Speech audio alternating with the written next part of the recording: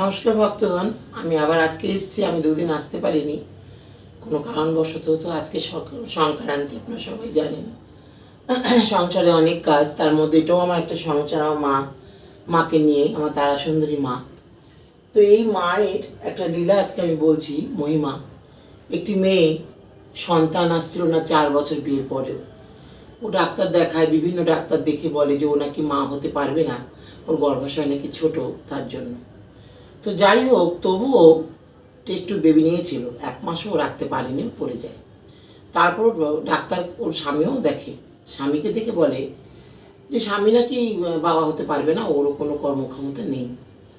তো এই খবর আমার কাছে আসে, কারণ ওরা আমার কাছে এসে জানায়, আমার মার কাছে এসে বলে। তো আমি শুনতে পেয়ে বলি যে আমার মার উপর তো আমার অটুট ভক্তি, অনেকেই তো মার কৃপা পেয়েছে। তো আমি চেষ্টা করি, তো অমাবস্যার দিন দেখে নতুন বস্ত্র পরে তুই মন্দিরে আয় তোর স্বামীকে নিয়ে। তো তাই করে, অমাবস্যার দিন ওর স্বামীকে নিয়ে একদিন মন্দিরে আসে। তো ওদের দুজনকে আমি 2টো বোতল, জলের বোতল, জল পরে দিই মায়ের নাম করে, আর কিছুই না। জয় তারা জয় বাম, মায়ের একটা মন্ত্র আছে, সেটা করে জপে আমি জলটা দিই। আর বলি রাতে শোবার আগে তুই এক ঢোক, ও এক ঢোক খেয়ে শুনি, দেখি শেষ চেষ্টা মার দ্বারা যদি কিছু হয়। তো আপনারা বিশ্বাস করবেন না, মাস 2 যেতে পারেনি, ও আমাকে ফোন করে যে কাকিমা আমি আসছি। তো আসে আমার বাড়িতে। আসার পরে আমি বলি কী ব্যাপার, জল পড়া নিতে এসছিস? বলে হ্যাঁ কাকিমা, জল পড়া তো নিশ্চয়ই নেবো, তবে আমি টেস্ট করে দেখেছি, আমি মা হতে চলেছি। বললাম বাহ, এ তো খুব ভালো খবর। তবে একটা কথা আমি বলেছিলাম যে আমার মার কাছে আঁচল পাত পেতে ভিক্ষা চা, যে মা তুমি আমাকে সন্তান দাও, আমি যে ফলটা ভালো খাই আমি জীবনে সেই ফলটা আর খাবো না, তবে ফলটার নাম তুই করবি না, মনে মনে রাখ, সন্তান হলে সেই ফল খাওয়াটা তুই বন্ধ করে দিবি, গর্বে আসলে। তো মনে মনে একটা ফল বলে রেখেছিল, পরে আমায় জানিয়েছে। তবে আপনারা শুনে আশ্চর্য হবেন, ও সন্তান হওয়ার পর আমি জানতে পারি ও 2টো মেয়ে হয়েছে।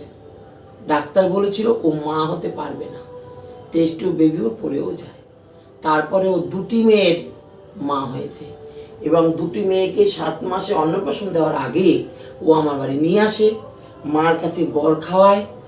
আর আমার বাড়ির থেকে অনেকটা দূর, ওই চৌমাথা থেকে ও দণ্ডি কাটতে কাটতে মানত করেছিল মাকে যে আমি দণ্ডি কেটে তোমার পুজো দেবো, আমি যে মা হতে পারি। তো দণ্ডি কাটতে কাটতে মার দুয়ার পর্যন্ত আসে, এসে মার পুজো দেয়, ওর যা ক্ষমতা তাই দিই, কারণ আমার তো কোনো চাওয়া নেই, আমি কারোর কাছে কিছু চাই না। যার যা ক্ষমতা, 2টো মোম, একটা মালা, যার যেরকম ক্ষমতা, কিছু না দিলেও অসুবিধা নেই, শুধু মাকে এসে একটু বলা যে হ্যাঁ মা আমার এই কাজটা হয়েছে। তারপরও এসে 2 মেয়েকে এখানে গড় খাইয়ে পুজো টুজো দিয়ে সেই মেয়ে আজ আজ এখন এরকম হয়ে গেছে, 5 বছর হয়ে গেছে প্রায়। তো এটাই আমার গর্বের যে আমার মা একটি মেয়েকে মা করতে পেরেছে, এবং যেখানে ডাক্তার বলেছিল বাচ্চা হবে না, সেখানে 2টি মেয়েরও জন্ম দিয়েছে, এবং 2টি মেয়েই নিখুঁত, কোনো খুঁত নেই তাদের। তো আমি আমার মাকে বলবো, এইরকম কেউ যদি থাকে যে একটি সন্তানের জন্য পাগলের মতন করছেন, তারা ডাক্তারের কাছে তো নিশ্চয়ই যাবেন, আমি না করছি না। তবে একবার যদি মনে করেন যে আমার মার কাছে আসবেন, তাহলে আসতে পারেন, আমি তাদের না করব না। কারণ এরম হাতে হাতে ফল অনেকে পেয়েছে, আজকে আমি একজনের উপমা দিলাম। এবং প্রতিনিয়ত আমার মা সবাইকে কিভাবে দেখা দিচ্ছে কাজের মাধ্যমে, সফলতার মাধ্যমে, আমি একদিন একদিন করে প্রত্যেক দিন আপনাদের কাছে একটা একটা পাঠ করে তুলে দেবো। কারণ আমি চাই আমার মা যে আছে, মা যে সত্যি, তা প্রমাণ হোক। আমি বেঁচে থাকতে তা সবাইকে বলে যাই যে আমার তারা মা সুন্দরী, আমার মা মিথ্যা না, একদম সত্যি।